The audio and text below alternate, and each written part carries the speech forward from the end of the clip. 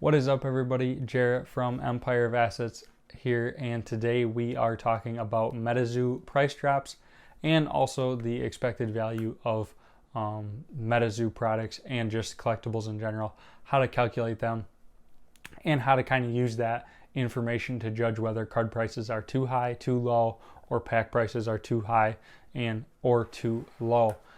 So jumping right into it, prices have really decreased over the last probably 2 weeks, 10 days, 7 days to 14 days, I would say a week to 2 weeks. Prices have dropped pretty dramatically on some stuff. Some stuff has stayed the same or even gone higher. Some things that have gone higher, the sample cards are still selling for around $1,500 a card for the really desirable ones like UFO. I believe one of those just sold for, like I said, right around $1,500, and that was an auction style. So that is sort of the truest market value when it is an auction like that. Also, the Mothman regular holographic first edition Kickstarter card sold for, I believe, $1,200 or $1,500. There was a couple different sales, and those previously had only been around $1,000 to $900. So the Mothman keeps climbing as well. Cards that have taken a huge hit, however, are going to be like reverse hollows. People, I think, have kind of found out that there is 2 times as many of these as there is the regular holographic cards. They're not as desirable, especially the common reverse holographics or the uncommon reverse holographics. For example, I believe I saw a hoop snake sell for like $30 when they had been, you couldn't even touch any card that was shiny for less than $100 2 weeks ago. So those have really fallen, and there was multiple sales of stuff in the $25 to $35, $40 range. That was $800 at least, or $150 just a couple weeks ago. So that stuff has really taken a hit. Also, the the metal cards that they gave away. I think I have one around here. Yeah, these guys right here, the release event medals, have definitely taken a big hit. You can buy those now for like $70, $75. They were like $200 almost, or at least $150, and I expect them to probably touch a $50 pretty soon. They just have really fallen, and there was a lot of them made, just not that scarce. If you haven't seen it, check out my top 7 most expensive and rare MetaZoo products. All of those products have continued to do very well because they are just so scarce, and people have kind of found out about the scarcity numbers, what's hard to get, what's easy to get, and that sort of stuff. And I definitely think market prices are starting to show that.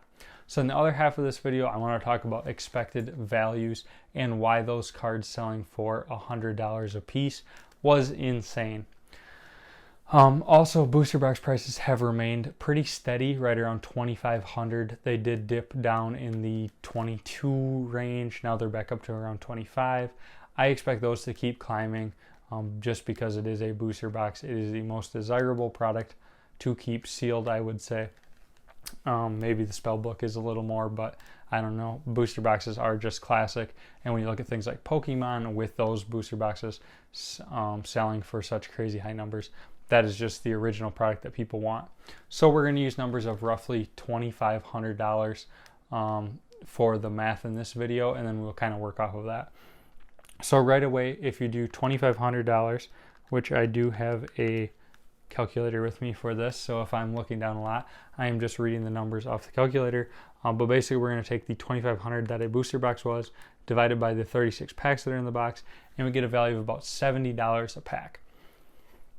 And the booster box prices, it varies if they are more expensive or less expensive. Personally and normally, the packs are always more expensive if you buy an individual pack than if you buy a whole booster box. And the reason for this is the amount of people that have $70 to spend on a pack versus $2,500 to spend on a booster box.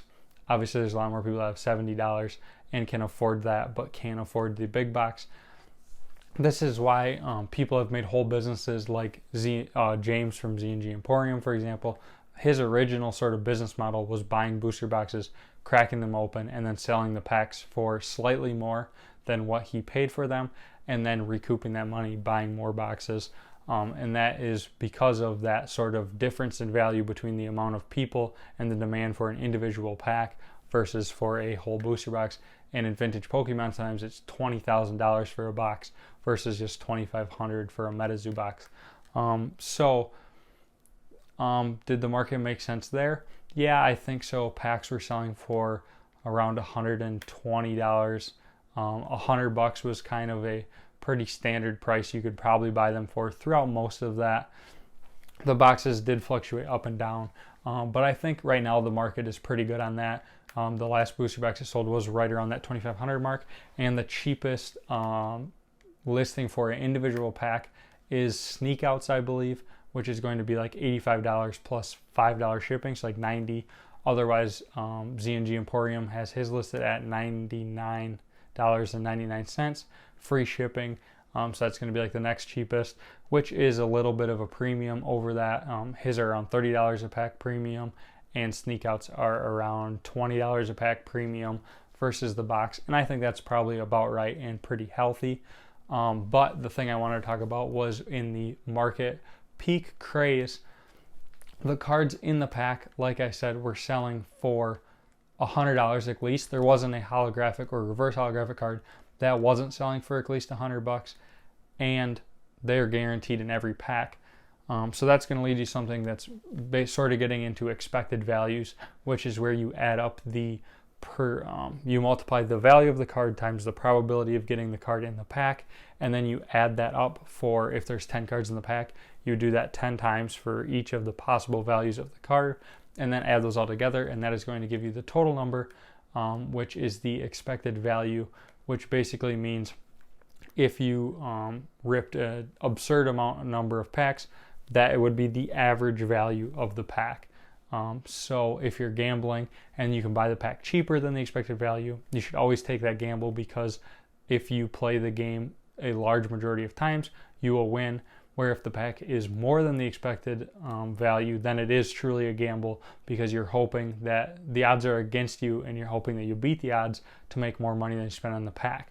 So in something like gambling or a slot machine, the expected value is always going to be less than what you pay to play the game, because that's how the casino makes money and stays open.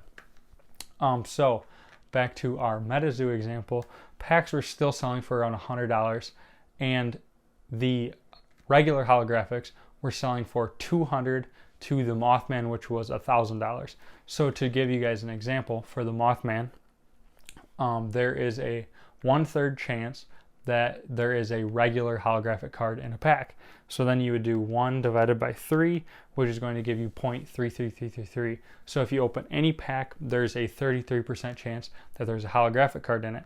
Then the odds that that holographic card is a Mothman is going to be 1/39, because there's 39 different holographic cards.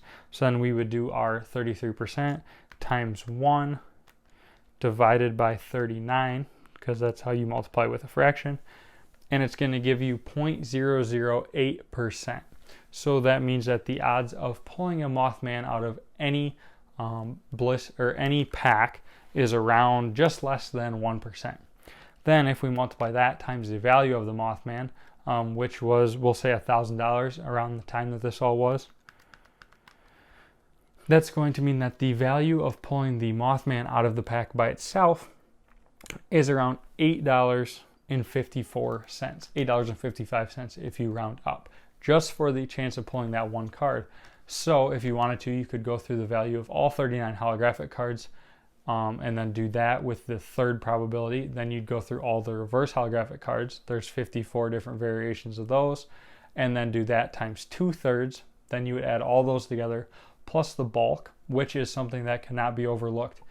Right now, regular bulk cards are selling for like $5 a piece each card, which is crazy compared to any other game. Pokemon, I just sent off a bunch of bulk and I was paid 4 cents a common, and the MetaZoo Kickstarter cards are selling for $5. So there's 9 of those cards. And again, you can break it down more if you know that you get at least 1 rare per pack or at least so many uncommons per pack. You can do all the math and add it up. But for this video and just for my thinking, I'm going to keep it pretty simple. So let's say that I believe there is 9 cards in a pack. I'm not sure on that. We'll say 9. It might be 10. If it is 10, then the value is just higher. I don't have a pack handy with me. Well, I'm going to pause so we don't screw this up, and I will get a pack.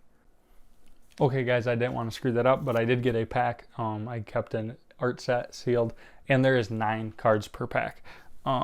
So then we're going to use that for our math. So let's say there's 8 regular cards that sell for $5 a piece on average. So that is going to give you $40 a pack right there. And then you had the reverse holo or the holographic card that you could hit in the back. So let's say that you had 2/3 out of hitting a reverse holographic, which sold for, we'll say $75 because they seem to be between 100 and 50. That feels like a pretty good average. And again, this was like 2 weeks ago when market was in peak craziness. So we're going to do 2 divided by 3 to get us 66%, which is the odds of getting a reverse holographic card, and then times our $75. So that's $50 in expected value. And then we are going to do our 1/3. And remember, the Mothman was worth $8 if you did the math all the way out. But I'm going to say that on average, the holographic card is worth $175. I'm trying to be pretty conservative, but if you hit the Mothman, Bigfoot, Hodag is worth a lot, Pisa Bird, the Q Bird, I never know how to pronounce that one. Those are all worth far more, like $300. I'm trying to think what else. The Loveland Frog is worth more than that.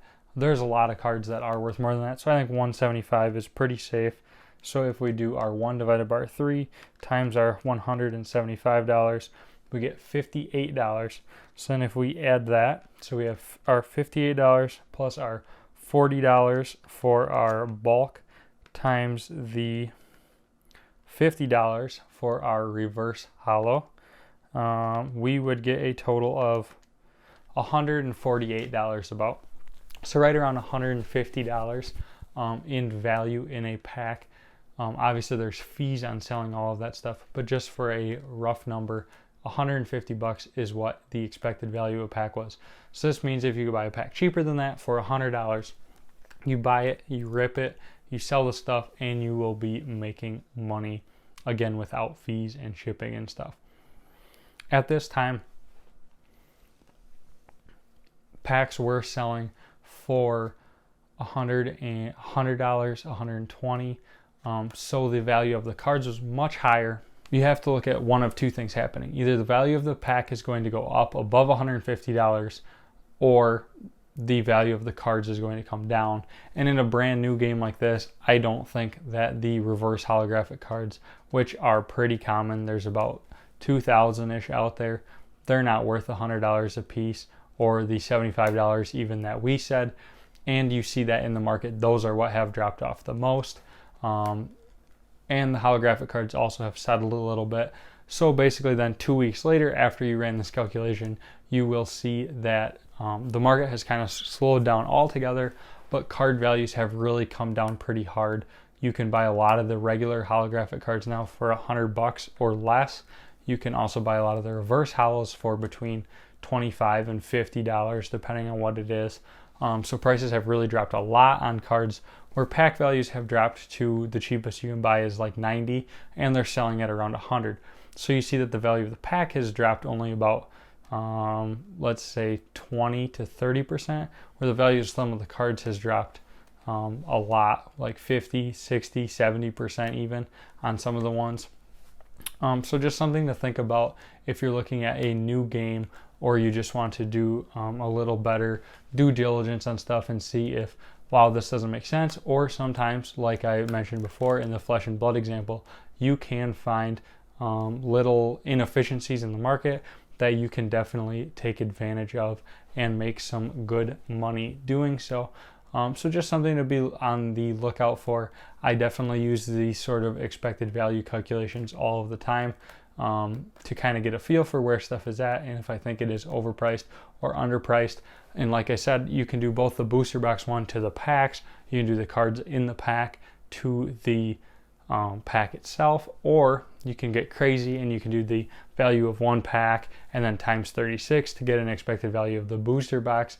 There's all sorts of cool things you can do using statistics But that is basically all I have for today's video, guys. Hope you enjoyed it. I hope you learned something.